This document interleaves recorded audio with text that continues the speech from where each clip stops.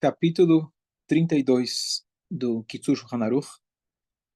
E esse capítulo é muito importante. Shmirat Aguf al Pi HaTeva. Como a gente pode cuidar do nosso corpo para a gente continuar podendo servir a Hashem. Então, são poucos lugares na Torá que aparece a palavra meod. Meod significa muito.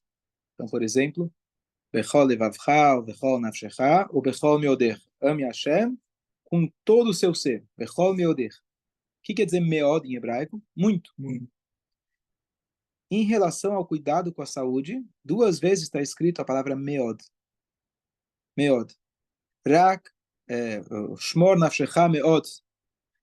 Ushmartem meod lenafshotechem. Significa, cuide muito da sua vida. A sua vida física, estamos falando. Prezar pela vida, respeitar a vida e fazer de tudo para você continuar vivendo. Nós somos a religião da vida. Tem religiões que é o contrário. Não só o islâmico que se mata esperando uma coisa lá, mas mesmo na outra grande religião que se fala o objetivo é lá. Nós falamos que esse mundo é uma passagem para chegar lá. Mas o objetivo é aqui. O objetivo é fazer a vontade de Hashem. O objetivo é viver. Aquele que faleceu já é coitado, porque já não consegue mais fazer mitzvot. Pode ser que ele esteja mais confortável lá. Aquele mundo tem menos desafios.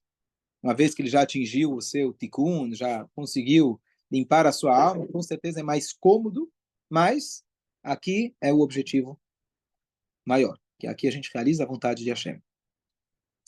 Por isso, nós somos a religião que preza pela vida. Religião, um modo de dizer, nós somos o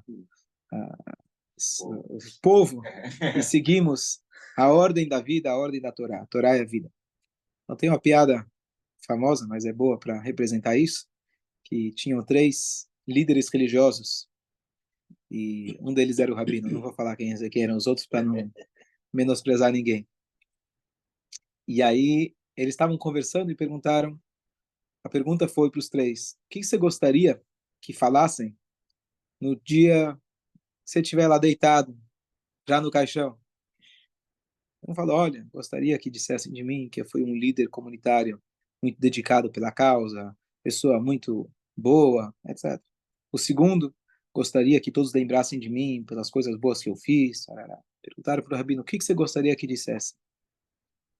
Veja, está se mexendo.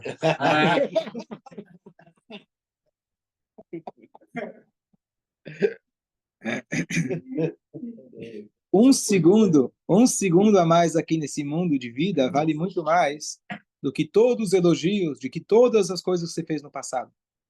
Você tem que viver mais um dia, vale tudo. E mesmo quando a pessoa não tem aquilo que é uma palavra não correta, mas as pessoas dizem qualidade de vida. Não existe qualidade de vida. A vida não é quantitativa nem qualitativa. Vida é vida.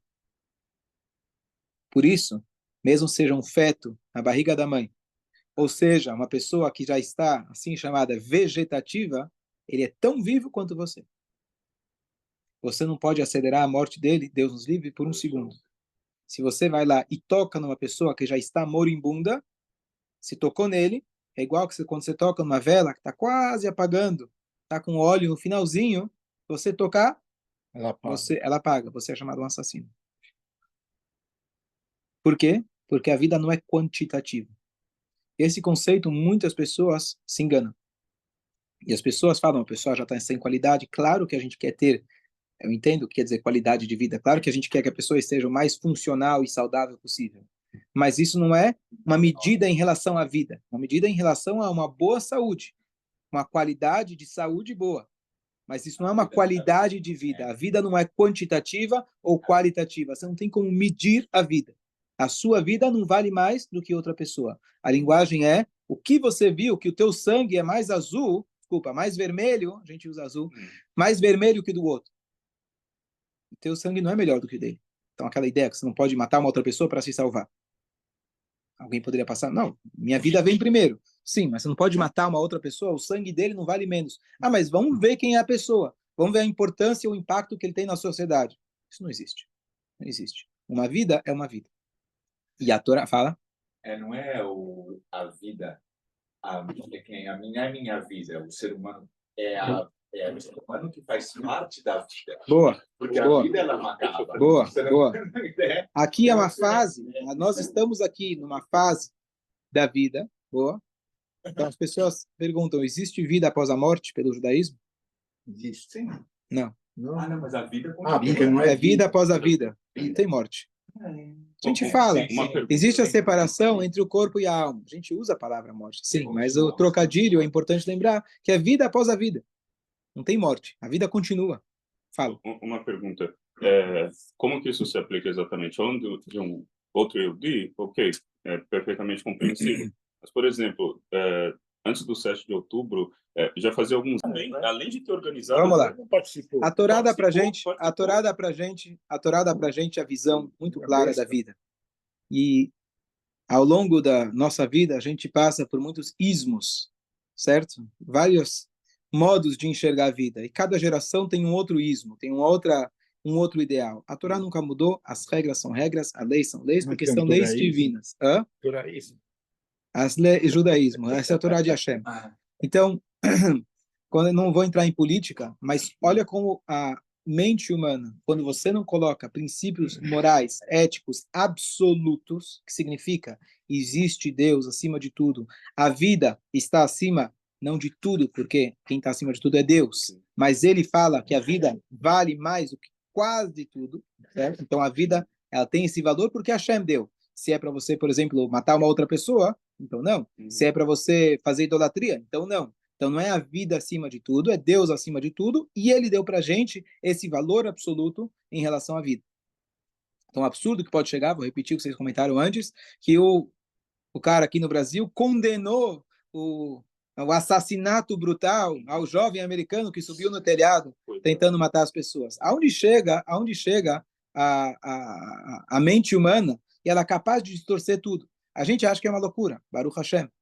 Mas uma vez que você não está baseado em valor absoluto, valores absolutos, qual que é o valor absoluto aqui? Alguém que está ameaçando a sua vida, levante-se e mate ele primeiro. É isso que a Torá fala. Levante-se e mate ele primeiro. Se tem um terrorista vindo, aí tem as regras. Quais são as regras? Israel não aplica as leis da Torá. Quem acha que Israel aplica as leis da Torá está errado. As regras que Israel aplica são regras humanas no mundo ocidental. Então, tem até hoje, acho que semana passada foi libertado 3 israelenses que foram presos por Israel por eles terem matado assassinos, terem matado os terroristas. Ontem até ouvi que, na verdade, é uma acusação. Eles dizem que eles nem mataram. Eles alegam que nem mataram. Então, é uma suspeita que eles talvez mataram. Qual foi o crime deles? Mataram terroristas.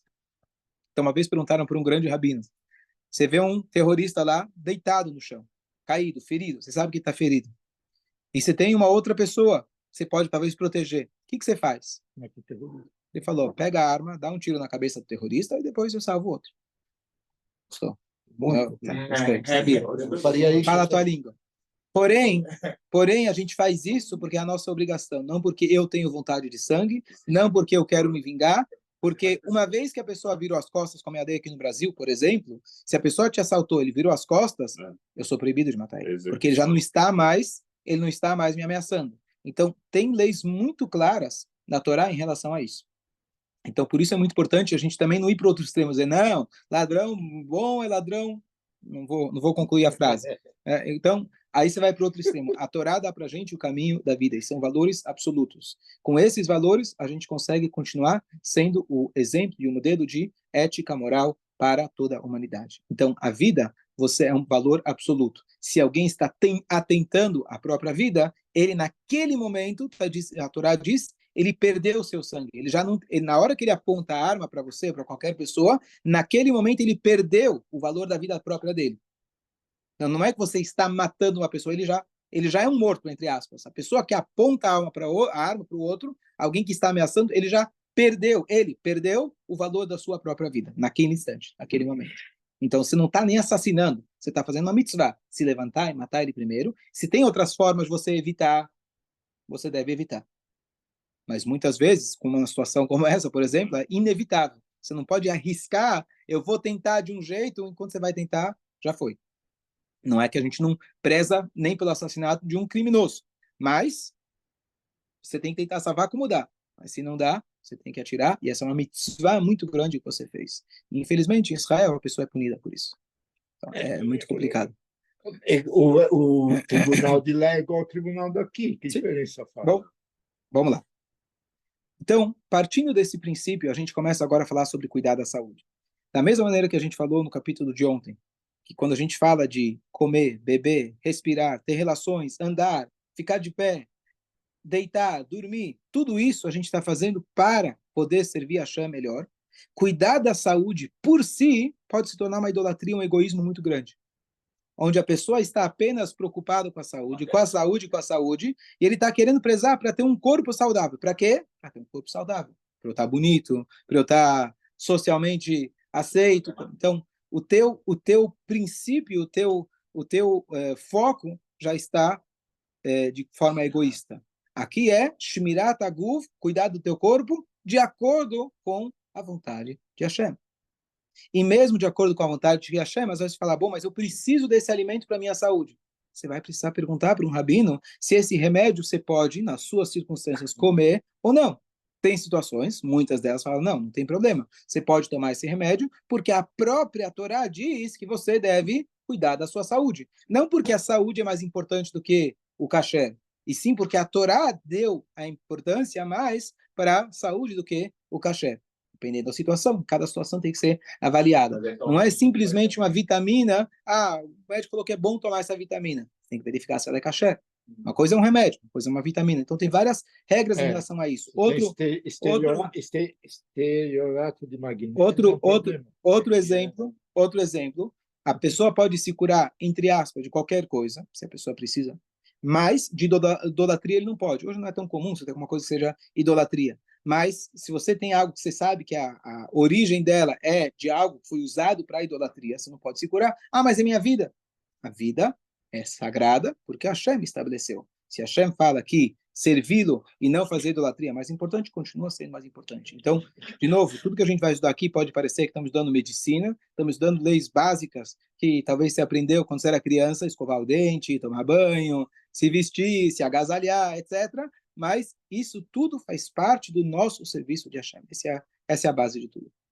Não é importante a beleza física, é importante estar bem. Sim, né? Exatamente. Temos barriguinha, estamos bem. Tá? E quem disse que a barriguinha é não estar bonito? Até uma geração atrás, ter a barriga, você está bem alimentado. Era todo mundo magro. Exatamente. Esbelto. Então, você tem aquela mulher milionária saindo de casa, aí tem uma mulher na rua, coitada, pedindo, me dá um pedaço de pão, por favor, já não como há 3 dias. Uau, que força de vontade.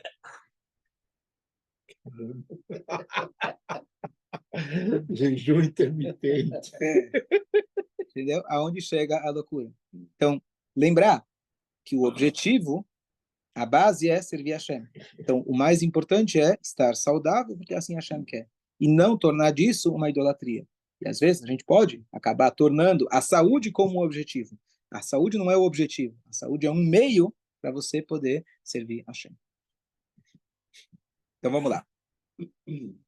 A famosa frase que o Rambam ele coloca para a gente, o Rambam é um grande exemplo disso, e ele que elabora nisso, porque ele era um médico.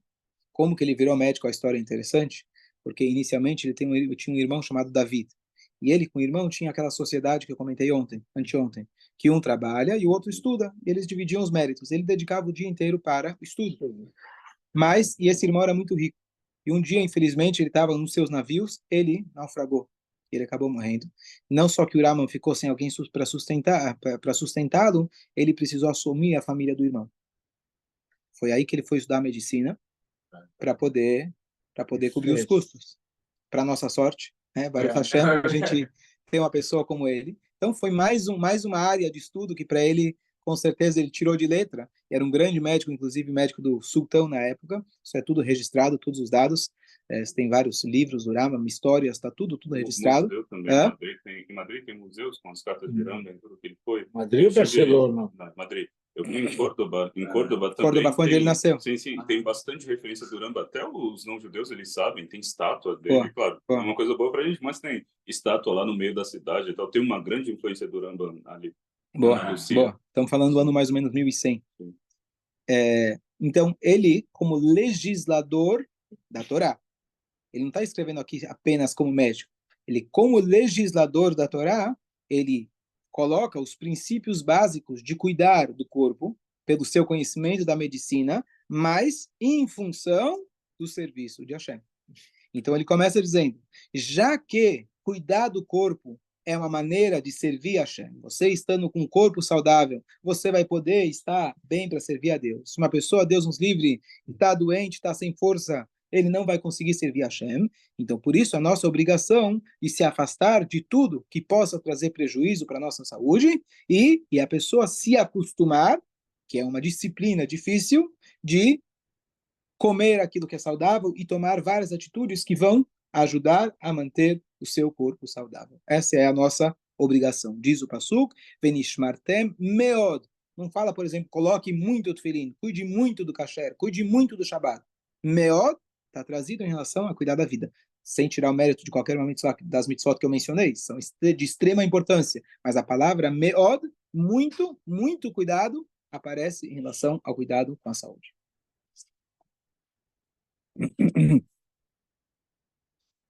Agora, o Maimônides, ele traz aqui uma dieta. É uma dieta completa.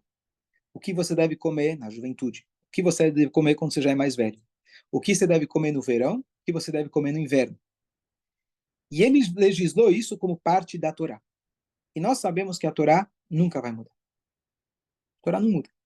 Tudo que Deus falou, tudo que está na lei judaica, vai mudar.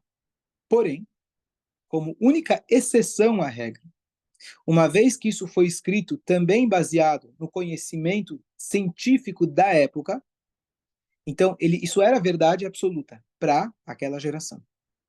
Hoje, nós temos que seguir o que os médicos da atualidade descobriram. O que cientistas hoje sabem o que é mais saudável. Então, cada um deve ter seu médico que vai orientar ele. Então, as regras do Rambam não se aplicam hoje em dia. Agora, a gente vai ver aqui alguns princípios, então não vou ler toda a dieta que ele traz, porque hoje, é claro, todos é unânime, os sabinos sabem e afirmam que essa dieta não se aplica para os dias de hoje, mas alguns conceitos básicos de bom senso que o Rambam coloca para a gente, com certeza absoluta, se aplicam para nós também. Então, ele entra no detalhe, que tipos de alimentos a pessoa tem que comer no inverno, no verão, o que esquenta o corpo, o que esfria o corpo, e etc. É muito interessante. Mas, hoje em dia, você não deve seguir diretamente do que está aqui, sim, você deve seguir os conhecedores da época atual. Uma coisa curiosa que ele fala, que ele diz o seguinte, quem seguir a minha dieta, eu, Rabi Moshe Ben Maimon, garanto que ele não vai morrer de doença, a não ser de velhice ou por uma peste, Deus nos livre, um acidente, Deus nos livre. Mas de doença do seu corpo, ele não vai. Eu, Moshe, garanto. Quer dizer, com muita segurança, ele faz essa afirmação. Você tem um cacife muito grande para falar uma coisa. Ele faleceu em dor? O próprio Rambam? Uma boa pergunta, saber como que ele faleceu. Precisaria ver o... Não me lembro alguma coisa em específico do falecimento dele. Uma boa pergunta. Eu sei como ele foi enterrado, mas como ele morreu, eu não sei. Ele está enterrado em Tver. Mas ele morreu no Egito. Sim. Porque ele foi para o Egito fugindo, na verdade. Ele foi enterrado no Egito. Ele morreu no Egito. Sim. E Tibéria? Está em Tibéria. Amarraram, puseram ele num caixão. A gente pode dedicar um show inteiro para a biografia do Rambam, muito interessante. Ele nasceu em Córdoba. Que era na época do domínio árabe. Sim, exatamente. Certo. Então ele acabou sendo perseguido. Foi perseguido. Depois vamos concluir aqui. A gente volta. Calma. A gente volta. 69 anos, você faleceu, não faleceu muito velho. Faleceu no Egito mesmo. O que eu posso só dizer em relação como casa de ferreiro, espeto de pau, eu imagino que ele cuidava da saúde dele. Porém, as atribuições que ele tinha eram enormes. Então, ele só atendia os pacientes depois que ele terminava todos os afazeres dele, que eram normalmente de noite. Ele fala que a pessoa tem que dormir 8 horas. O ideal é a pessoa dormir 8 horas dentro das 24 horas. Eu não acho que ele se dava esse luxo. Ele atendia as pessoas de graça. Quer dizer, então, a partir do momento que ele começou a atender o sultão, ele já tinha sua parnassá, não sei se alguma vez ele cobrou, mas muita gente fazia fila lá e ele atendia as pessoas sem, e além disso, se você vê, é uma coisa divina, uma coisa fora do comum. Eu que estudo o livro dele todos os dias, 3 capítulos, em um ano eu termino uma das coleções que ele escreveu, uma das coleções. O nível de conhecimento, de precisão, é uma coisa, quando a pessoa fala, não, mas não acredito na Torá, não sei se é verdade, estuda um desses livros, vai ver como que é possível um ser humano com pouquíssimo acesso à informação ter um conhecimento... Sem Google, sem internet. Óbvio, mas tem os livros muitas vezes. Conseguir reunir toda essa informação e estruturar e organizar. Por isso que ele realmente se tornou um ícone muito grande dentro da evolução da Halachá, da lei judaica. Mas é um trabalho... somos muito pequenos para conseguir apreciar. Tem vários estudos sobre letras que ele acrescentou. Da mesma maneira que a gente analisa a Torá, uma letrinha pode gerar livros e livros de discussões, o que significa, etc. O Rambam tem essa mesma precisão absoluta. Então, você vê é uma coisa fora do comum. Eu só estou contando do pouquinho que eu consigo enxergar.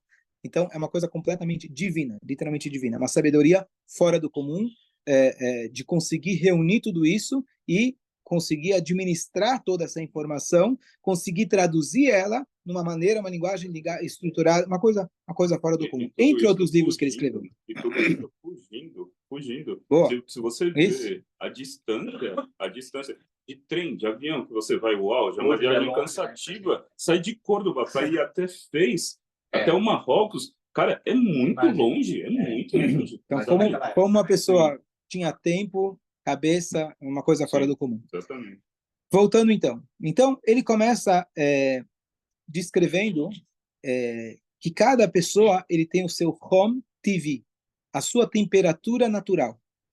E ele vai usar esse tipo de pensamento, do pouco que eu ouvi falar, não entendo nada, mas de Yin e Yang, quem conhece um pouquinho, que acho que é a ideia do equilíbrio, não sei se é da temperatura, só estou usando um paralelo que hoje é mais, talvez mais, no linguajar atual seja mais ouvido. Mas ele fala que o que a pessoa precisa, na verdade, é manter essa temperatura saudável do corpo. Então, se a pessoa no frio não comer alimentos que vão esquentar o corpo dele, então ele vai acabar ficando doente. E vice-versa. Se no verão você não comer alimentos mais leves, por exemplo, ele fala que no verão você come menos do que no inverno. Hoje a gente sabe, né? Porque no inverno você queima mais caloria. Falando aqui, 1.100, né? Então, se você se alimentar demais, também vai te fazer mal no verão. Então, ele começa, assim, um dos princípios que ele fala é você manter essa temperatura natural do seu corpo. Então, a primeira coisa, quando uma pessoa vai, Deus nos livre, pronto-socorro, então o que eles vão verificar? Os sinais vitais. Então, vai te ver a oxigenação, vai ver a pressão e vai ver a temperatura. Então, quando que descobriram exatamente o que é uma febre, o que são as bactérias, o que são os vírus, etc., muito depois.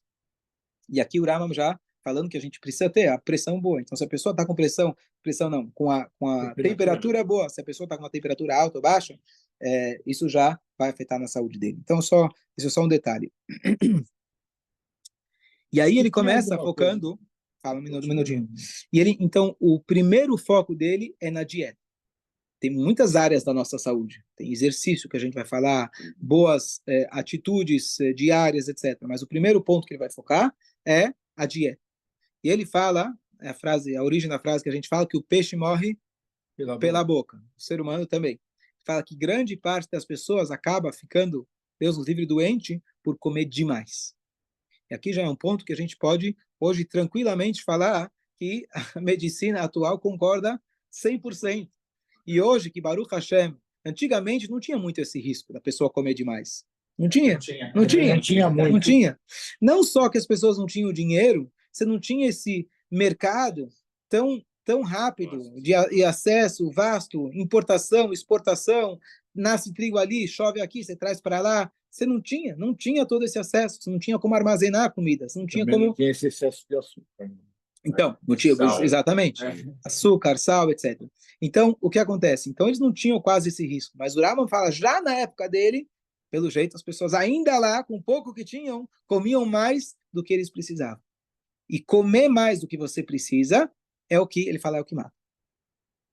Mesmo de alimentos saudáveis. É melhor que você coma pouco, acho que é a frase que ele fala, melhor que você coma pouco de alimentos ruins do que comer muito, demais, do que alimentos saudáveis, porque você não está dando tempo para o teu organismo processar aquela comida. Então, por melhor que seja a comida, se você coloca um steak de carne para um bebê comer, é saudável, tem proteína, ferro. Não. Você precisa... Marcelo não concorda. Na mamadeira eu já colocava, eu sei. Na Argentina... Então, a gente falou, muda de um país para outro, da temperatura, da idade, então... Nosotros aquí en Acho que... Interesante, tiene un grande médico que ganó el premio Nobel, que asistió a una aula en Buenos Aires, que le falaba que no tem enfermedades, tem enfermos. Él decía, la enfermedad está dentro. No hay enfermedades que te atacan de afuera para adentro. Sim, Você já está bem com ele. tá certo.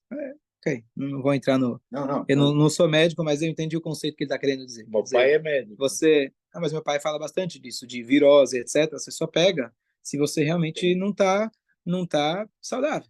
Pode acontecer, claro. Mas você tem que se cuidar, mas vem de dentro nesse sentido. Ok. E outro conceito que ele fala, então, primeiro, cuidado que você se alimenta. E o termômetro, para você saber se você está bem, os termômetros principais é a boa digestão. E você conseguir ir ao banheiro. Esse é o termômetro, e até hoje a gente sabe, a pessoa só recebe alta quando a pessoa passa por uma cirurgia, quando ele já voltou a funcionar. Já pode fazer o Asher Yatzar tranquilamente. Quando a pessoa pode fazer o Asher Yatzar, ele já voltou, ele já está bem. E ele fala que por lá, justamente por lá, você já pode medir e saber como está a tua saúde. Porque não estamos dizendo uma pessoa que já está doente. O fato que a pessoa não está conseguindo ter uma digestão de forma regular, então isso já é um indicativo e já é a fonte para muitos problemas. E aqui, então, ele te dá uma dieta. O que acontece se você está com ventre preso? O que acontece se está solto demais? Então, ele dá as medicações que ele tinha na época, ele fala que tipos de alimentos que a gente hoje sabe, por exemplo, comer fibra é o que vai ajudar a soltar. Então, tem várias coisas, verduras, etc. Então, ele dá aqui várias dietas e até medicações, que ele fala, olha, faz A, B, C, D e etc. Hoje, o que a gente deve fazer é consultar o médico e, se for necessário, tomar algum remédio, que hoje já tem esse efeito muito bom. Então, o que vale a pena a gente lembrar é, mesmo que eu estou cuidando da minha saúde, se por algum motivo você não está regular com a sua digestão, então, bom você ficar de olho nisso. Isso aqui é uma das chaves mais importantes. O Mara fala, né, que as pessoas morriam antes, mas por problemas no intestino, né? Problemas ligados à disenteria e etc. Era a causa que as pessoas mais morriam? A Mara traz. Sim. Vamos dar só mais uma dica. Uma coisa que ele fala aqui, que para a gente hoje tá mais evidenciado, mas uma pessoa jovem, ele tem uma força de digestão muito mais potente. Uma pessoa de idade vai demorar mais, então ele tem que se alimentar de forma diferente. Ele fala que a pessoa, quando se alimentar, ele não deve se alimentar até saciar, até matar toda a sua fome, como a gente fala. 1/3 a menos. Não sei como você vai calcular exatamente 1/3, mas com fome não sei se é a palavra. Com fome você tem que comer e tá saudável. Mas esse é o conceito de você não sair empanturrado, com certeza não. Você não vai lamber o prato, tá certo? Realmente essa é uma dica que hoje a gente pode aplicar. Eu não sei se vai ser 1/3, se vai ser 1/5, mas a pessoa saber de não comer até o final. Especialmente que você sabe que se você esperar 20 minutos, meia hora, de repente a fome vai passar. Se você come quando você está morrendo de fome, você vai comer mais do que você precisa. Porque a saciedade não chega imediatamente. Exatamente. Demora um tempo para você atingir esse. Então, se você vai comer até a saciedade, você, na verdade, já comeu demais. Você já passou. Isso, porque a informação de saciedade demora um tempo para chegar no cérebro. Sim? Boa. E quando você está desesperado, o cérebro está falando, eu preciso, aí você come no desespero e você come mais do que realmente você precisa. Última alahá, que com certeza é aceita na medicina atual também, que antes da pessoa comer, ele deve aquecer o seu corpo. Então, fazer algum tipo de esporte, esquentar, você andar, caminhar, etc., isso vai ajudar, que vai despertar o teu apetite, e quando você comer, aquilo vai ser melhor absorvido pelo teu corpo. Então, vai ter detalhes em relação a isso, exercitar logo depois, por exemplo, a gente sabe, não é adequado, depois de uma bela refeição, você... Melhor dormir. Melhor dormir. Ele fala aqui para não dormir depois, pelo menos 2 horas depois que você comeu. Agora, o que eu estou falando isso está no Rambam. Eu não sei a medicina atual se é a orientação e cada um deve se... Mas acho que as pessoas não perguntam. Depois de uma feijoada, ele dorme. Ele não pergunta para o médico se é bom dormir ou ele dorme. Depois que ele chega do tchule da sinagoga, ele vai direto para a cama. Ainda mais se ele fez lechai. Mas ele fala, por exemplo, não vá para a sauna, que antigamente era na prática muito comum, em vez do banho, etc., logo depois você comeu. A gente sabe disso. Tomar um banho quente logo depois você comeu. Então, realmente, a gente vê a sabedoria infinita que Hashem deu para os nossos sábios. E lembrar que a gente está aqui falando dos conceitos gerais. Se alguma coisa que eu falei não condiz com a medicina atual, não foi minha atenção. Só querem apenas trazer os conceitos genéricos. Eu sempre digo que ovo eu tenho no armário. O dia que sai nas notícias que faz bem, eu como. Quando fala que faz mal, eu guardo de novo no armário. Até a próxima. O ovo, café, chocolate. Manteiga. Alguém falou manteiga para mim? Manteiga. Sabe, na guerra, quanto a gente dava para conseguir um pouquinho de manteiga? Lá no inverno? Aquecer o corpo? Você não, manteiga faz mal. Você tá louco? Então, então precisa... vamos seguir as orientações dos médicos. Uma dica aqui, uma opinião pessoal minha, não siga videozinho do YouTube, fala com quem realmente entende do assunto. Cada dia tem mais um novo cientista que virou hoje cientista, que descobriu alguma coisa. Siga a orientação de um médico. Importante, uma pessoa que tem uma formação acadêmica, que ele vê teus exames e ele não vai simplesmente falar o que está, beber água. Tem um monte de videozinhos, você tem que beber muita água. Eu já perguntei para vários médicos, não é assim. Essa opinião própria minha.